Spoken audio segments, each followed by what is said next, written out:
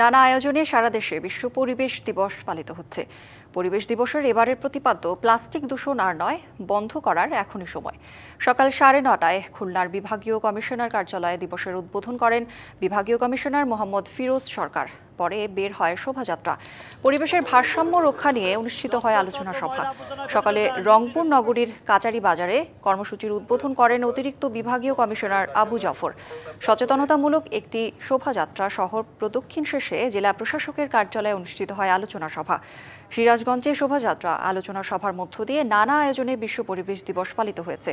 শোভাযাত্রায় বিভিন্ন সরকারি বেসরকারি দপ্তরের প্রতিনিধি, সামাজিক স্বেচ্ছাসেবী সংগঠনের সদস্যরা অংশ নেন। এছাড়া পঞ্চগড়, নোয়াখালী, শেরপুর, সাভার, ফরিদপুর, ঝালকাঠি, মোংলা, মেহেরপুর, রাঙামাটি সহ সারা দেশে নানা বর্ণাঢ্য শোভাযাত্রা, আলোচনা সভা ও গাছের চারা বিতরণ করা হয়।